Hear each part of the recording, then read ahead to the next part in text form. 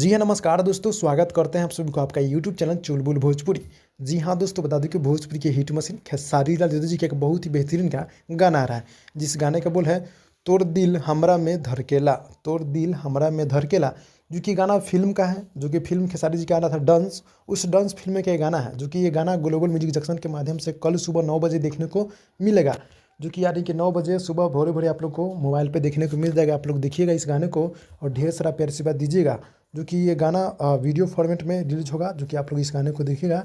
Dance film के गाना है, जो कि हमारे बहुत ही अच्छे फिल्म भी हैं और भोजपुरी फिल्म है। खेसारी जी गाए हैं और हमारा निर्माता सुधीर सिंह जी, जितेंद्र सिंह जी एवं इंद्रदेव बहादुर जी यहाँ हैं इस मतलब फिल्म में। और गाना बहुत ही बेहतरीन के होने वाले इस गाने को आप लोग देखिएगा। और गीत को लिखे हैं कृष्णा बेदर्दी जी और म्यूजिक है कृष्णा बेदर्दी जी का, जो कि काफ़ी बेहतरीन का गाना होने वाला। आप लोग इस गाने को ढेर सारा प्यार आशीर्वाद दीजिएगा। जी हाँ दोस्तों, अगर आप लोग हमारे चैनल पर नए हैं, चैनल को सब्सक्राइब कर दीजिएगा। तो फाइनली मिलते हैं अगली वीडियो में, तब तक के लिए धन्यवाद।